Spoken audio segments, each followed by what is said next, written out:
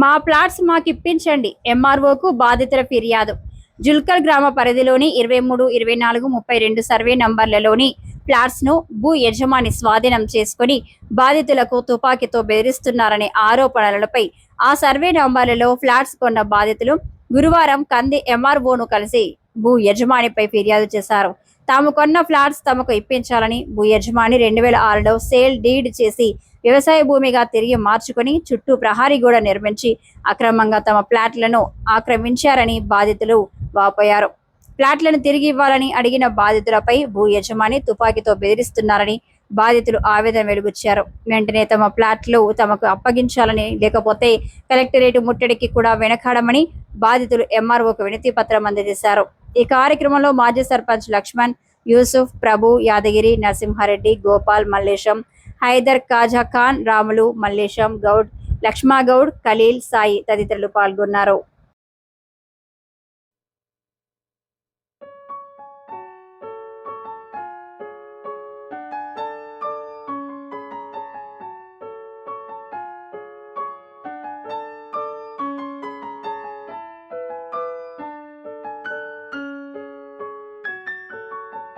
చేసి వాళ్ళకి నోటీస్ చేశారు.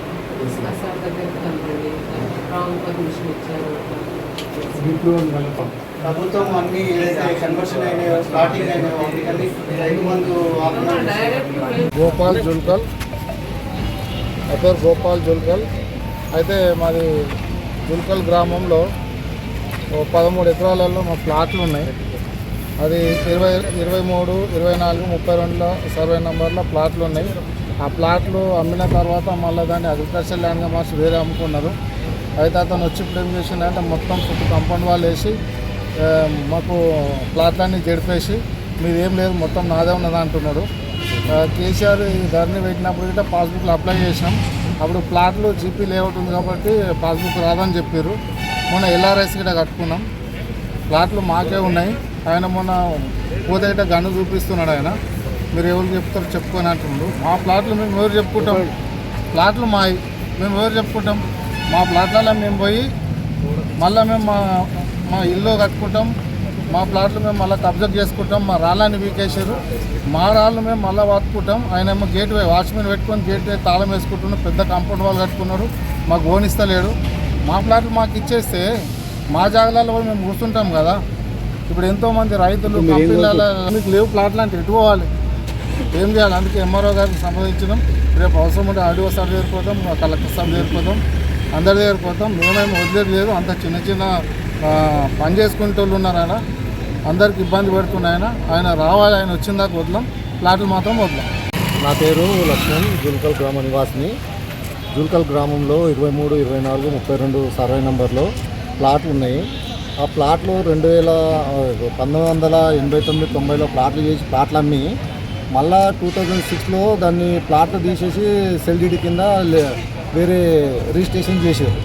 ఆ సెల్డీడీ కింద రిజిస్ట్రేషన్ చేసుకున్న తను ఇప్పుడు ప్లాట్లు ఏం లేవు, మొత్తం ల్యాండ్ నాది, దీనిలో ప్లాట్లే లేవు అని ఆయన అగ్రికల్చర్ ల్యాండ్ కింద అట్లే వదులుకొని చుట్టూ కాంపౌండ్ వాళ్ళు పెట్టుకొని గేట్ పెట్టుకొని బోర్డు ఫిక్స్ చేసుకుంటూ అతని దగ్గర పోయి ఇట్లా ప్లాట్లు ఉన్నాయని అడిగితే అతను బెదిరిస్తున్నాడు, రైతులు తీస్తున్నాడు. దాని విషయంలో ఒకసారి 2-3 సార్లు ఎంఆర్ఓ గారికి కూడా కలిసాము. ఎంఆర్ఓ గారు కలిస్తే ఈ ప్లాట్ల పరిధి మా దగ్గర ఉండదు, జీపీఏ లేఅవుట్ది, మీరు పై అధికారుల దగ్గర పోవాలి, డిపిఓ దగ్గర కానీ వాళ్ళ పై అధికారుల దగ్గర పోయి కలవండి, నేను అందులో నక్షబాట కలుపుకున్నాను కాబట్టి గవర్నమెంట్ ల్యాండ్కి సంబంధించిన దానికి నేను చూసుకుంటాను, అదే విషయం చెప్పింది ఎంఆర్ఓ గారు. మేము అనుకుంటే కలెక్టర్ దాకా పోతాము, హస్తరోప కూడా చేద్దాం అనుకుంటున్నాం, అంటే ధర్నా చేస్తాము. మా ప్లాట్లు మాకు కావాలి, మాకు న్యాయం జరగాలి, మాకు ప్లాట్లు ఇప్పించిన దాకా మేము ఇదే వీడియోని సంప్రదిస్తాము, అధికారులను సంప్రదిస్తాం, కలెక్టర్ దాకా కూడా వెళ్తాము, మాకు న్యాయం జరిగినంత వరకు పోరాడతాము. కొంత విలేజ్ వాళ్ళు కూడా అతనికి సపోర్ట్ చేసే వాళ్ళు ఉన్నారు, 1-2. వాళ్ళ వల్ల కూడా అతను ఓనరు ఏం చేస్తారు మీరు, ఇది నా ల్యాండే అన్నట్టుగా ఆయన ఇది మాట్లాడుతుండు.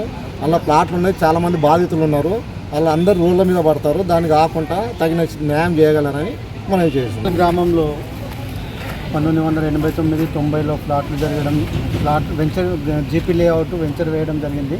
ఆ ప్లాట్లను 2026లో అగ్రికల్చర్ భూమిలాగా మళ్ళీ సేల్ డీడ్ చేయడం జరిగింది. ప్లాట్ల బాధితులం మేము. ఖచ్చితంగా మాకు న్యాయం జరగాలని ఎంఆర్ఓ గారికి వినతిపత్రం ఇచ్చాము. ఎంఆర్ఓ గారు ఏమన్నారంటే డిపిఓని కలవండి, ఇది జీపీ లేఅవుట్ చేసినప్పుడు నాకు ఎటువంటి సంబంధం ఉండదు, ఏదైతే నక్షబాటను వాళ్ళు కలుపుకున్నారో దాన్ని మాత్రం డిస్మెంటలేషన్ చేపిస్తా అన్నారు. మాకు ఇంకొక విషయం కూడా అర్థం కావట్లేదు, వ్యవసాయ భూమికి కాంపౌండ్ వాళ్ళు అగ్రికల్చరల్ లేఅవుట్ ఎలా పర్మిషన్ ఇచ్చారో కూడా నాకు అర్థం కావట్లేదు. అక్కడ స్థానికంగా ఆర్సీసీ స్లాబ్ వేసి ఒక 3 పోర్షన్లు చేసి అక్కడ కూడా పర్మిషన్ ఉందా లేదా అనేది కూడా వాళ్ళు చూపించడం లేదు. దీనికి ఎలా పర్మిషన్ ఇస్తారు అగ్రికల్చర్ ల్యాండ్కు కాంపౌండ్ వాళ్ళు పెట్టడానికి అనేది మాకైతే అర్థం కావట్లేదు. దీనికి ఖచ్చితంగా న్యాయం జరగాలి, బాధితులకు న్యాయం జరగాలి. ఖచ్చితంగా న్యాయం జరిగేంత వరకు పోరాడతాం. కావాలంటే కలెక్టర్ ఎదుట కూర్చొని బైఠాయించి ధర్నా కూడా నిర్వహించడానికి సిద్ధంగా ఉన్నాం.